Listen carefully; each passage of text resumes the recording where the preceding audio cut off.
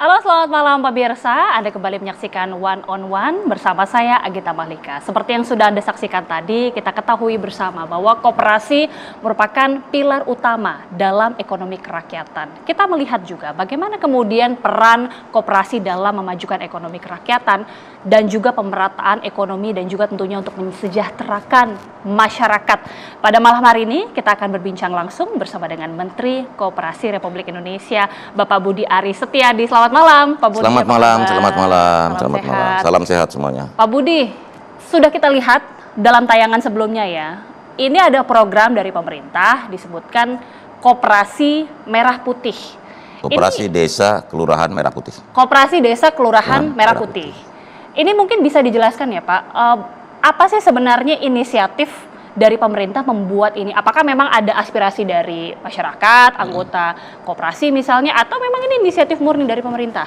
Begini, ini ide besar Presiden Prabowo karena koperasi ini sesuai dengan jati diri bangsa kita dan secara konstitusional merupakan amanat Undang-Undang Dasar 45, khususnya pasal 33. Usaha bersama, perekonomian disusun sebagai usaha bersama berdasarkan asas kekeluargaan. Yang tidak lain dan tidak bukan adalah koperasi. Selama hampir 28 tahun koperasi terlupakan. Terlupakan, terpinggirkan. Karena itu gagasan brilian Presiden Prabowo ini harus kita eksekusi dengan baik.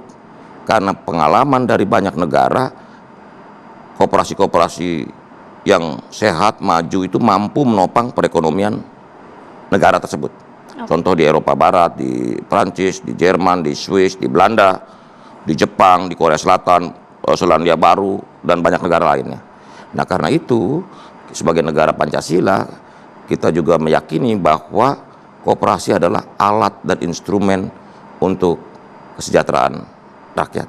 Oke, kita percaya itu, tapi ketika Pak Menteri sempat menyebutkan koperasi di Indonesia ini sempat terlupakan. Bagaimana Pak Menteri melihat perjalanan koperasi dari tahun ke tahun sampai ada indikasi seperti itu? Ya, kita menyadari bahwa banyak problematika dan tantangan perkoperasian di Indonesia. Yang menurut hemat kami, justru setelah kita rumuskan tantangan itu, maka kita menyadari bahwa inilah saatnya koperasi bangkit. Koperasi bangkit, koperasi menjadi sukoguru perekonomian Indonesia, dan juga koperasi bisa menjadi alat instrumen keadilan ekonomi bagi masyarakat. Karena banyak praktek ketidakadilan ekonomi itu terjadi di masyarakat, khususnya di pedesaan. Begitu. Karena mata rantai kemiskinan ini di desa karena praktek ekonomi yang tidak adil. Karena itulah saya selalu katakan justice not charity. Keadilan ini bukan pemberian, bukan hadiah. Karena itu koperasi ini adalah sarana alat untuk mengorganisasi rakyat untuk sama-sama mencapai tujuan kemakmuran dan kesejahteraan bersama. Jadi koperasi ini bukan tujuan, koperasi ini adalah alatnya, toolsnya untuk masyarakat desa, warga masyarakat untuk sama-sama meningkat kesejahteraannya. Oke, saat ini seperti yang Pak Menteri sudah sebutkan, salah satu inisiatif dari Presiden, ada program disebutkan Koperasi Merah Putih. Ini mungkin bisa dijelaskan Pak, apa sebenarnya Koperasi Merah Putih ini? Begini, Pak Presiden ini berangkat dari kerisauan, karena banyak problematika di desa ini akibat praktek-praktek ekonomi yang tidak adil. Rantai distribusi terlalu panjang. Harga-harga dimainkan oleh rentenir dan tengkulak. Terus pinjol-pinjol ilegal. Sehingga masyarakat desa berkubang dalam kemiskinan. Karena itu Presiden berdiskusi dengan kami juga tentang bagaimana rakyat diorganisir lewat sebuah alat atau instrumen lembaga ekonomi masyarakat yang kuat dan sustain. Nah, inilah koperasi Desa Kelurahan Merah Putih. Targetnya 80.000 dan per sore tadi sudah hampir 40.000 yang sudah terbentuk melalui musyawarah desa khusus. Karena kan banyak kritik ke kami, kok koperasi top down? Harusnya kan koperasi bottom up. Saya bilang idenya top down, tapi pada prakteknya lewat mekanisme musyawarah desa khusus itu bottom up, karena masyarakat sendiri yang membentuk musyawarah desa khusus itu untuk membentuk koperasi desa Merah Putih di masing-masing desa mereka. Dan dari pantauan kami, hampir setiap puskesmas itu ada hampir 200-an peserta. Jadi antusiasme masyarakat dalam berkoperasi, khususnya koperasi desa Merah Putih, ini betul-betul luar biasa. Oke, 80.000 Targetnya target. 80.000. Dalam waktu berapa lama? Pembentuk, jadi gini, ada 2 fase awal ya. Sebenarnya ada 3 fase. Fase pertama adalah fase pembentukan. Pembentukan dalam hal ini artinya legalitas. Legalitas kelembagaannya yang ini kita targetkan sampai akhir Juni sudah terbentuk semua. Sekarang tadi saya sebutkan sudah hampir 40.000 Kopdes Merah Putih terbentuk secara kelembagaan. Ibaratnya gini, aktenya. Ya, okay. Nah, fase kedua adalah pembangunan dan pengoperasian Kopdes Kelurahan Merah Putih. Artinya dibangun, dioperasikan, gitu loh. Pengoperasian Kopdes Merah Putih. Nah, fase yang ketiga adalah monitoring, evaluasi, dan pengembangan bisnis. Nah, fase inilah kita bisa lihat, kita bisa monitor, evaluasi, mana yang kurang, mana yang bisa dikembangkan, karena potensi desa juga harus berkembang. Ya, ya. Desa bukan sekedar konsumen, tapi desa juga menjadi produsen. Desa menjadi lebih produktif, gitu loh. Kita mengharapkan Kopdes Merah Putih ini bisa menjadi pusat distribusi dan produksi ekonomi di desa. Oke, Pak Menteri, sudah disebutkan sampai saat ini sudah ada 40.000 ya yang terbentuk. Dan target ini artinya masih ada setengah Masih. lagi. Tapi bagaimana sih Pak sebenarnya untuk pemetaan 80.000 ini, apakah tersebar di seluruh Indonesia? Ya. Kemudian juga bagaimana bisa menentukan di sini, di sini, di sini? Begini, saat ini pembentukannya sudah 40.000. Dan memang harus diakui kondisi geografis Indonesia ini kan challenging. Desa-desa di Pulau Jawa, Bali, dan desa-desa di luar Jawa ini berbeda-beda. Bahkan ada satu di wilayah tertentu Indonesia Timur, satu desa penduduknya kurang dari 500 orang. Itu kan perlu tantangan. Iya. Dalam Karakteristik dari Indonesia yang secara geografis juga sangat bervariasi, menantang, ya. beragam. Tapi kan kita alirannya begini, di mana di situ ada tantangan, di situ ada peluang. Begitu. Semakin ditantang semakin tergerak ya. Berpeluang. Karena kita jangan melihat geografis itu sebagai masalah, justru itu peluang. Begitu. Oke, jadi penentuannya seperti apa? Jadi setelah dibentuk, Kopdes Kelurahan Merah Putih itu dibentuk, selanjutnya maka fase pembangunan pengoperasian. Di situ dalam ide awalnya ada kantor koperasi, ada unit simpan pinjam ini untuk memutus mata rantai rentenir tengkulak, terus juga ada gerai sembako kebutuhan pokok, terus ada klinik desa, apotek desa, cold storage gudang pendingin, dan yang terakhir adalah adanya alat transportasi berupa truk untuk mengangkut barang-barang hasil panen desa ke kota. Oke. Sebaliknya juga mengangkat barang-barang kebutuhan desa dari kota ke desa. Gitu. Oke, nah terkait dengan penentuan dari masing-masing pengurus, masing-masing anggota itu bagaimana? Itu diserahkan lewat musyawarah desa khusus. Oh. Jadi yang menentukan siapa ketuanya, siapa pengawasnya itu masyarakat desa itu sendiri. Tidak ada bantuan langsung dari Nggak ada, pemerintah cuman atau kita kasih pengawasan? kriteria-kriteria aja. Misalnya kepala desa itu ex officio ketua pengawas. Oke. Nah, untuk pengurus atau ketua koperasi desa itu tidak memiliki hubungan semendah. Artinya anak istri jangan. Lebih supaya memunculkan partisipasi Ya. masyarakat, karena basisnya koperasi ini partisipasi. Koperasi ini jati dirinya adalah sukarela, mandiri, gotong royong. Jadi dia harus berpartisipasi. Karena apa? Karena koperasi ini harus dirasakan manfaatnya bagi masyarakat yang menjadi anggotanya, gitu. Khususnya desa. Ini instrumen untuk kemajuan desa. Ini ide yang paling brilian dari Pak Presiden untuk melakukan percepatan pembangunan desa. Betul nggak sih Pak, ini ada informasi yang sempat berseliweran. Ini mungkin bisa langsung diklarifikasi sama Pak Menteri, entah ini fakta atau hoax, bahwa katanya disebutkan pengurus ataupun mungkin pengawas begitu ya dari koperasi itu gajinya katanya 8 juta rupiah. Gini, Nah itu bisa diluruskan Pak Menteri. Begini, kalau soal gaji, soal apa konsekuensi dari menjadi pengurus, menjadi pengawas itu nanti akan kita tetapkan selanjutnya setelah fase pembangunan dan pengoperasian. Gitu loh, belum sekarang. Nanti kita hitung karena skalanya. Saya pernah hitung, itu Kopdes Kelurahan Merah Putih pasti untung. Kalau nggak untung pasti ada yang salah kelola itu. Kenapa salah? Saya yakin untung. Barang-barang bersubsidi itu logikanya, hakikatnya adalah barang publik. Sehingga alat distribusi untuk barang-barang bersubsidi ini harus lembaga yang juga milik publik. Gitu. Jangan kebanyakan swasta perorangan. Misalnya begini, subsidi pupuk itu nilainya 43 triliun per tahun. Per tahun. Subsidinya ya. Jadi kalau dari pabrik 2.300, masa dijualnya 4.800 atau bahkan 5.000, bahkan langka. Ini kan nggak adil. Kasihan dong. Jadi selama ini Pak Presiden dan kami juga melihat bahwa ini subsidi negara yang begitu besar ini nggak tepat sasaran. Belum LPG. Ratusan triliun juga subsidi LPG. Tapi rakyat kecil malah beli dengan harga yang lebih mahal. Jadi subsidi ini siapa yang menikmati? Gitu loh. Karena itulah dengan adanya Koperasi Desa Kelurahan Merah Putih ini, rantai distribusi dibuat ringkas.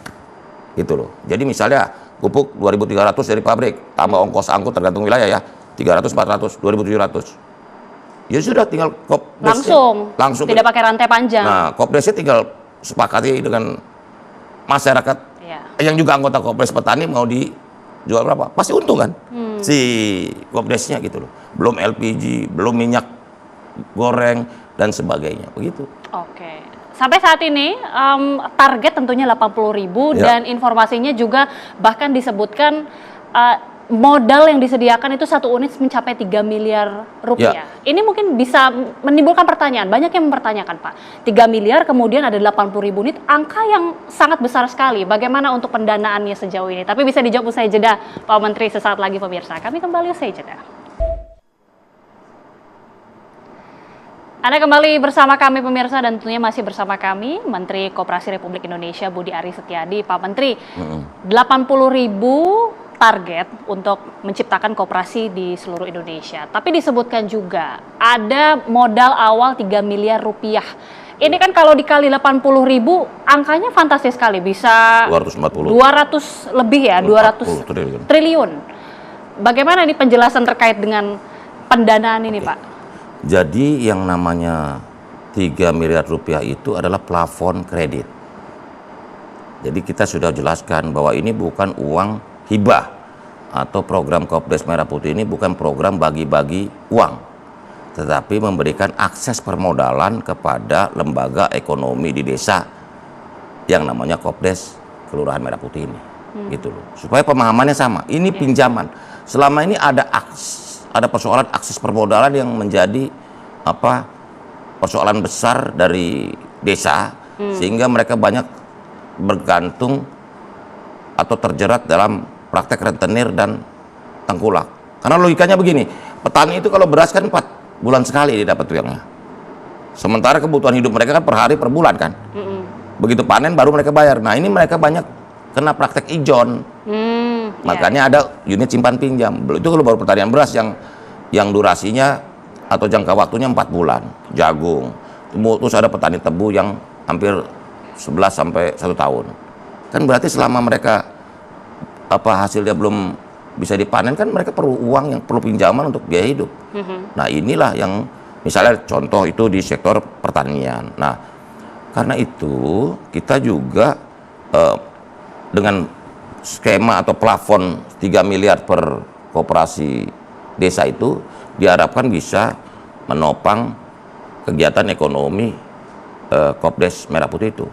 Nah 3 miliar itu bentuknya atau skema sedang dibicarakan oleh Kementerian Keuangan dan Kementerian BUMN. Bagaimana skemanya, bunganya, tenornya, berapa tahun, bunganya berapa persen, itu sedang disimulasikan. Tapi yang pasti ide dan pelaksanaan Kopdes Kelurahan Merah Putih ini adalah sebuah langkah yang kolektif yang dilakukan oleh, bayangkan, dengan Inpres nomor 9 tahun 2025 dan juga Kepres nomor 9 tahun 2025, pergerakan Kopdes Kelurahan Merah Putih ini melibatkan hampir 18 kementerian lembaga di seluruh Indonesia. Bayangin coba, ada Kementerian Pertanian, Kementerian Perdagangan.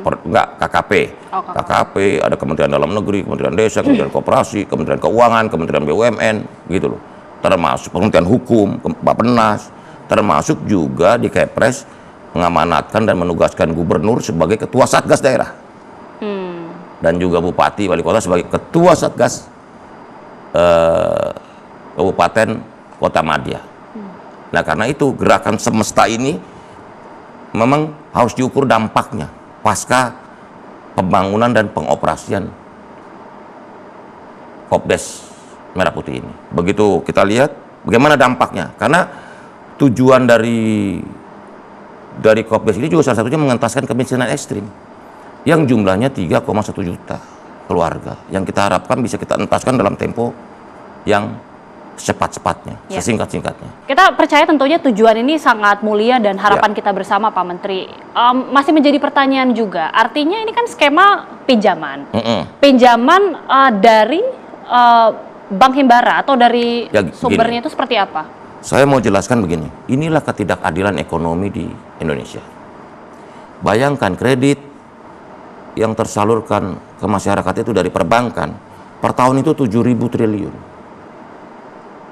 Tetapi yang untuk koperasi hanya 15 triliun. Total. Artinya berapa itu? 0,2% dari total kredit perbankan nasional ini, hanya 0,2% ke sektor koperasi. Artinya apa? Betul-betul koperasi dipinggirkan kan? Jadi kalau katakanlah nanti kredit ke koperasinya 350 triliun, baru 5% dari total kredit perbankan. Nah, karena itu ini kan bagian dari upaya keadilan, mewujudkan keadilan ekonomi juga. Karena apa? Karena koperasi itu manfaatnya dirasakan oleh anggotanya, oleh masyarakat itu sendiri yang menjadi anggota koperasi, begitu. Informasi juga dari Pak Menteri Perdagangan Zulkifli Hasan, ini merupakan ketua Satgas. Menko Pangan, mohon maaf. Ini juga merupakan ketua Satgas, ketua Satgas dari Koperasi Merah Putih ini. Ini katanya bekerja sama juga dengan Danantara. Karena ada perbankan. Dalam hal ini melibatkan BRI dan BNI. Dan juga nanti ada bank-bank daerah juga antusias juga terlibat. Mau dilibatkan. Juga banyak pihak. Menurut kami, koperasi ini memang harus menjadi kerja bersama, gotong royong. Karena Indonesia ini, gotong royong ini hanya dimaknai sebatas motif sosial. Jadi, kalau ada keluarga tetangga bermasalah, daerah mengalami bencana, kita sangat cepat sekali merespon itu dalam bentuk gotong royong, baik menyumbang, baik hadir secara fisik dan sebagainya. Salah? Enggak, tetapi kurang. Karena gotong royong sejatinya harus motifnya ekonomi juga dong. Apa? Gotong royong motif ekonomi ini belum terwujud, artinya usaha bersama, ya ini koperasi. Gitu loh. Karena itu gotong royong itu harus dimaknai lengkap, bukan hanya sosial, tapi juga ekonomi. Jadi memang koperasi itu adalah organisasi bisnis berwatak sosial. Itulah yang makanya membedakan koperasi dengan lembaga atau badan bisnis yang lain. Gitu. Skema pinjamannya ini seperti apa? Tadi kan katanya masih dalam perumusan sampai sekarang. Begini, tapi itu yang lagi dirumuskan itu tenornya, berapa lama, terus suku bunganya seperti apa. Gitu. Karena visibility studies tentang bisnis di Kopdes ini juga harus terus elaborasi, dirumuskan. Karena ini kan menumbuhkan atau menciptakan kewirausahaan di desa. Jadi munculnya kewirausahaan. Nah, ini memang perlu waktu, perlu juga peningkatan kapasiti, peningkatan kemampuan manajemen. Bahkan saya pernah katakan kunci sukses Kopdes Merah Putih ini adalah ada 3. 1 SDM-nya, orangnya. 2 kelembagaannya. Jadi kelembagaan koperasi itu sendiri. Dan yang ketiga adalah sistemnya. Makanya saya bilang kalau pakai bahasa Inggris, POS. people, organization, and system. Jadi inilah kunci keberhasilan Kopdes Merah Putih ini. Program Kopdes Merah Putih kuncinya ini di tiga komponen itu. Penguatan kelembagaan penting supaya koperasi ini betul-betul menjadi milik anggota, milik desa, milik warga desa, begitu. Apakah ini termasuk juga ada hitung-hitungan jika kita tidak menginginkan hal buruk terjadi, Pak Menteri, tapi katakanlah ada yang kemudian menunggak, tidak bisa membayar, hitung-hitungan secara resiko ini juga bagaimana untuk memprediksinya? Gini Mbak Gita, secara nalar, bisnis menjual komoditas-komoditas yang diperlukan warga desa dari sumber pertama, dari pabrikan, masa rugi? Misalnya LPG, pasti untung. Pupuk, pasti untung. Minyak goreng, pasti untung. Jadi bisnis Kopdes ini nggak mungkin rugi. Karena harga perolehannya jelas. HPP lah ya, jelas. Harga jual tinggal dihitung untungnya berapa. Kan semua terbuka. Gimana kalau modal awalnya dikasih 3 miliar, tapi pada hakikatnya ketika membayar tidak bisa membayar itu secara utuh? Kita udah melakukan simulasi. Bagaimana skema resiko? Kita udah melakukan simulasi. Itu kan plafon 3 miliar. Kita lihat desanya juga, ada yang desanya besar penduduknya, kebutuhan LPG-nya besar, kebutuhan apa, atau buat desa-desa yang wilayahnya luas, yang pupuknya, yang membutuhkan pupuk yang dalam jumlah besar, gitu.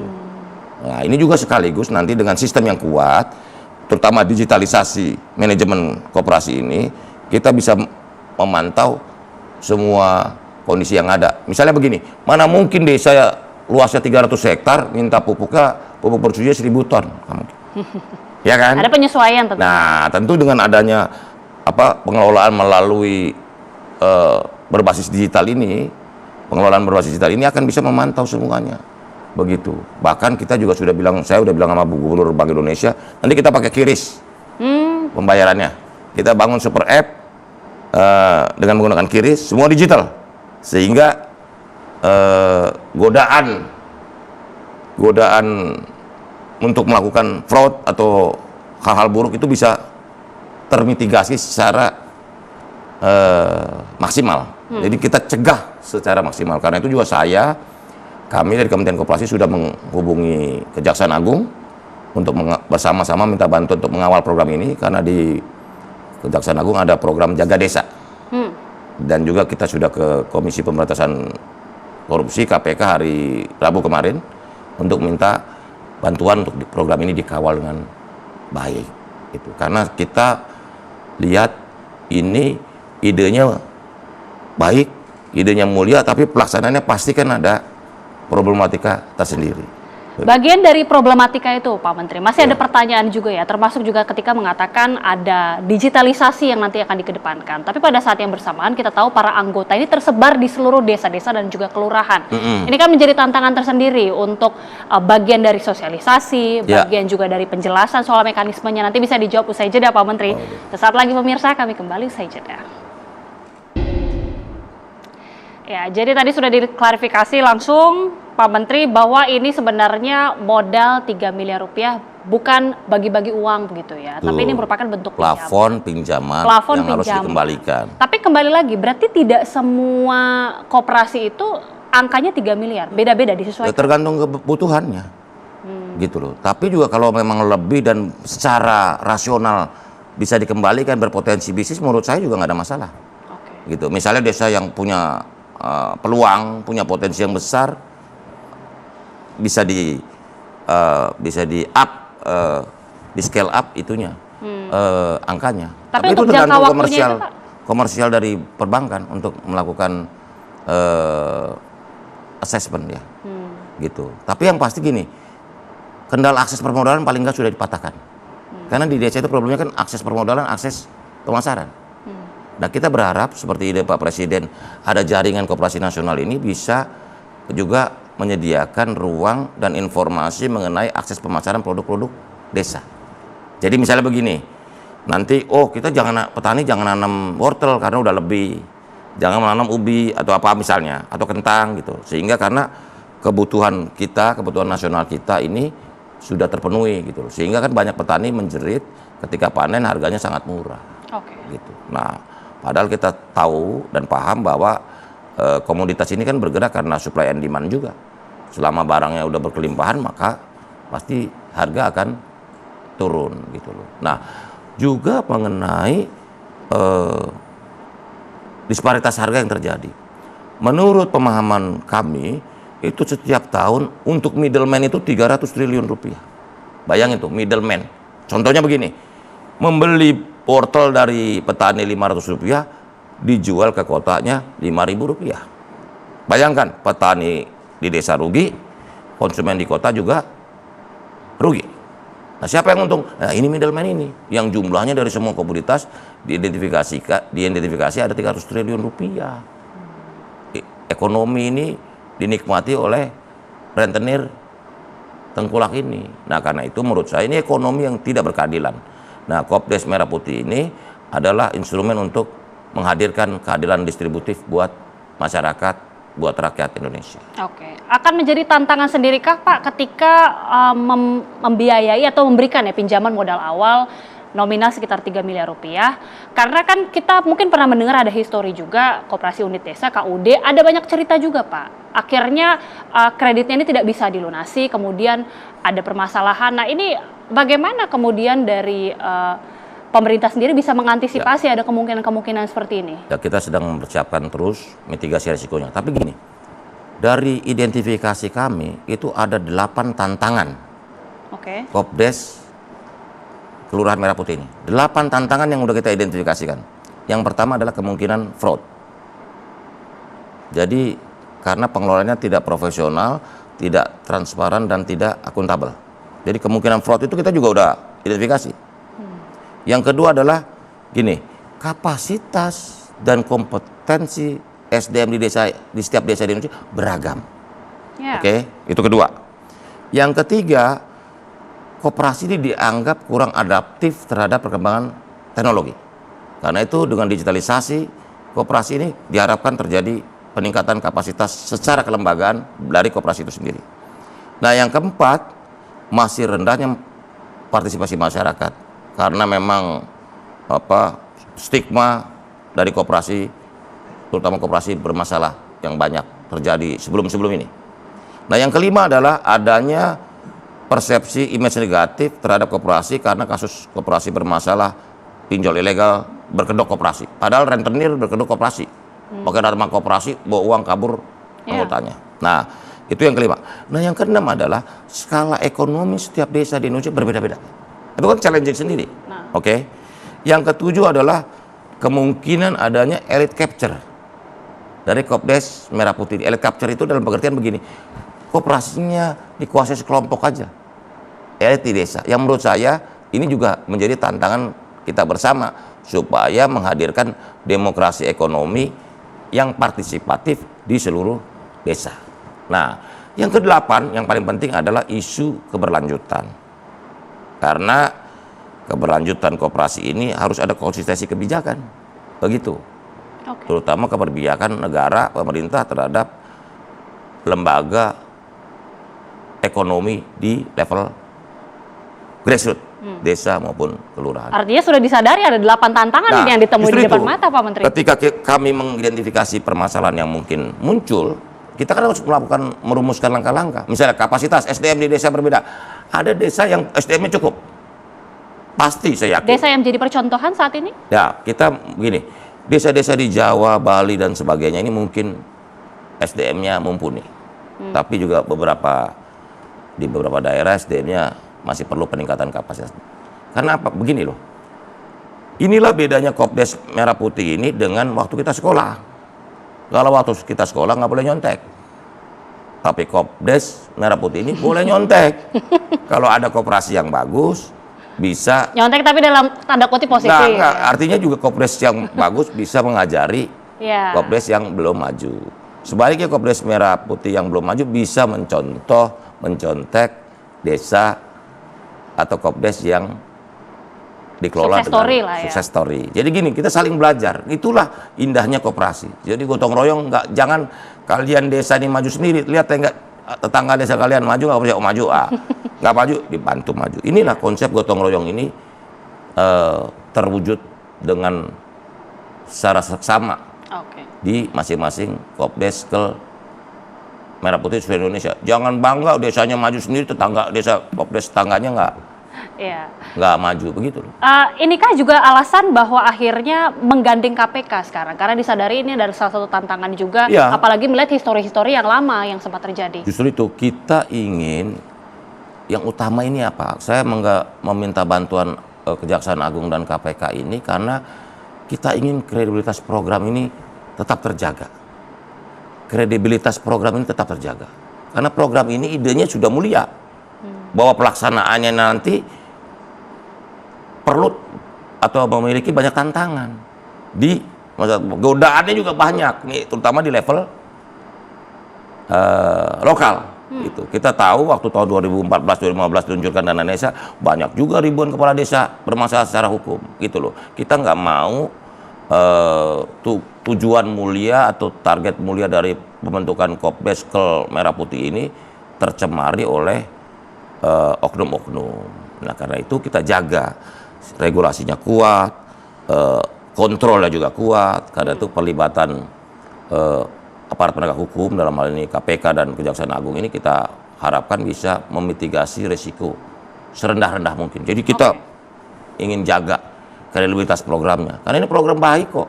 Gitu loh. Bahwa di pelaksanaan ada problem di bawah, saya nggak bilang nggak ada masalah ya.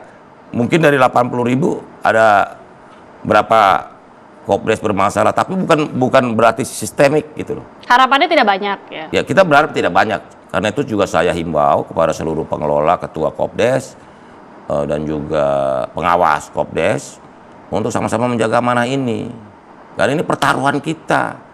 Saya nggak mau jadi Menteri Koperasi terakhir. Karena apa? Karena Koperasi Desa Merah Putih atau program Kopdes Merah Putih yang dicanangkan oleh Bapak Presiden Prabowo ini adalah pertaruhan kita tentang koperasi. Kan kita malu. Masa negara Pancasila, negara yang menjunjung tinggi keadilan sosial bagi seluruh rakyat Indonesia, kooperasinya bermasalah. Bagaimana benchmarknya dengan negara lain? Kalau tadi kan Pak Menteri sempat menyebutkan, ini juga sebenarnya banyak dipakai juga di negara-negara lain. Saya contohkan begini, di Selandia Baru itu pabrik susunya namanya Fonterra. Saya sebut aja mereknya ya. Fonterra itu Anlin dan sebagainya. Itu milik koperasi. Koperasi terbesar susu di Selandia Baru, Fonterra. Terus di Belanda, Friesen Flag Campina, itu koperasi. Bank terbesar nomor 2 di Belanda, Rabobank, itu koperasi. Bank terbesar nomor 2 di Prancis, Credit Agricole, koperasi. Kalau kita ke Swiss, itu toko-tokonya Coop dan Migros, itu koperasi. Di Jerman begitu, Raiffeisen Bank juga koperasi. Di Jepang, koperasi pertanian terbesarnya namanya Zeno. Itu di Jepang, koperasi pertanian. Kalau di Korea namanya Nonghyuk. Itu koperasi terbesar pertanian di Korea Selatan. Jadi kita bilang koperasi ini menjadi bagian tata cara hidup mengelola ekonomi sosial secara baik di banyak negara. Begitu loh. Bahkan sebagai penggemar klub bola saya Barcelona itu koperasi. Oh. Jadi banyak ini sebuah fakta mencengangkan loh Pak Menteri. Banyak orang nggak tahu. Kalian tahu banyak yang nggak tahu ini. Yang namanya Barcelona dan saingannya Real Madrid itu koperasi. Makanya dia nggak ada orang bisa koperasi maksudnya? Berbentuknya koperasi. Pemiliknya 150.000. Jadi yang namanya Barcelona sama Real Madrid mana bisa dibeli perorangan. Kalian mesti berundi dengan 150.000 anggota koperasi. Begitu. Dan faktanya prestasi Barcelona dan Real Madrid konstan. Kan nggak naik turunnya nggak jeblok gitu kan. Karena dijaga terus sama supporter dan pemiliknya koperasi. Jadi saya sebagai penggemar klub Barcelona jadi menteri koperasi, ini udah sama Pak, kita klubnya juga sama. Barcelona, begitu. Oke, setidaknya ini menjadi pencerahan juga tentunya bagi masyarakat supaya bisa semakin buka cakrawala ya, bahwa ini memang merupakan pilar ekonomi kerakyatan. Ya. Nanti usai jeda kita juga akan berbincang banyak mengenai isu-isu lainnya juga Pak Menteri, namun sesaat lagi tetaplah bersama kami pemirsa di One on One.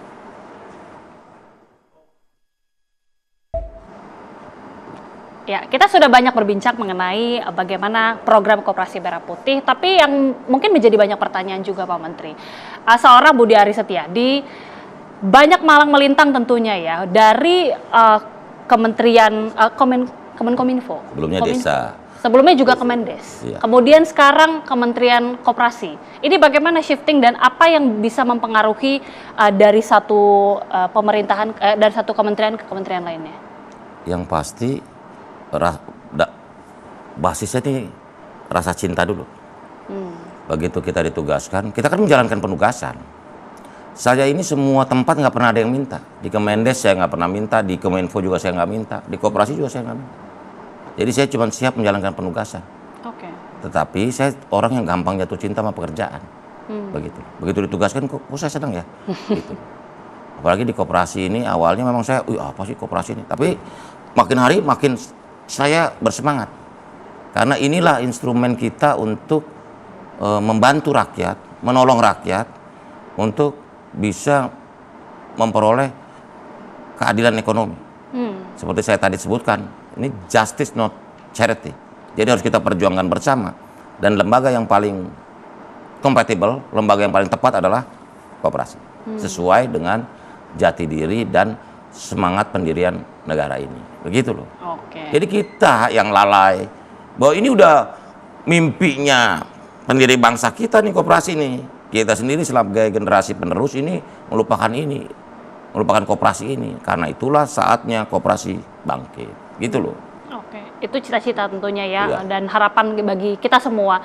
Dan sekarang dengan amanah sebagai Menteri Koperasi, ada banyak kemudian penugasan dalam perjalanan karir Pak Menteri sejauh ini. Iya. Sampai saat ini menjabat sebagai Menteri Koperasi Republik Indonesia. Bagaimana kemudian harapannya melihat ada banyak program-program pemerintah yang akan dilakukan ke depannya, dan juga integritas dari kementerian tentunya juga harus tetap dijaga. Harapannya dari seorang Budi Aris Setiadi seperti apa? Jadi gini, program Kopdas Kelurahan Merah Putih ini harus kita jaga kredibilitasnya. Karena ini pertaruhan kita tentang nasib rakyat. Karena saya yakin kalau Kopdas Kelurahan Merah Putih ini berjalan dengan baik, ini akan merubah tatanan sosial ekonomi khususnya di desa. Keadilan distributif akan terwujud. Keadilan ekonomi terwujud. Masyarakat akan meningkat. Karena dari angka-angka yang ada ini nggak imbang. Ekonomi desa itu hanya 14% dari ekonomi nasional. Ini kan menurut saya kurang balance. Sehingga dengan adanya Kopdas Merah Putih ini kita dorong, kita wujudkan desa menjadi desa-desa yang produktif, desa-desa yang memiliki daya saing, desa-desa yang tangguh, desa-desa yang mandiri, di mana desa itu bisa menjadi kekuatan negara ini, gitu. Karena hampir di semua negara desa itu makmur, bukannya desa itu jadi sumber kemiskinan, gitu. Karena itu kita berharap dari seluruh masyarakat, terutama yang sudah kepilih menjadi ketua dan pengurus Kopdes dan juga pengawas, untuk sama-sama mewujudkan ini. Selama niatnya, nawaitunya benar, saya yakin ini akan sukses. Karena itu kita juga minta pengawalan semua pihak. Ini bukan program satu kementerian, dua kementerian. Ini program kita bersama. Untuk kita kawal program ini agar manfaatnya bisa dirasakan seluruh masyarakat Indonesia. Begitu. Harapan kita bersama tentunya. Betul. Dan tentunya selamat bertugas Pak Menteri. Ada banyak program dengan target-target yang akan harus dilakukan sampai ke depannya. Tapi terima kasih sekali lagi Pak Menteri Koperasi Republik Indonesia Budi Aris Setiadi sudah bergabung bersama kami. Selamat malam. On One TV One. Sehat selalu Pak Menteri. Sehat selalu Mbak. Dan perbincangan tadi pemirsa juga sekaligus menutup perjumpaan kita di One on One. Mewakili kru bertugas, saya Agita Mahlika mengucapkan terima kasih. Selamat malam, sampai jumpa.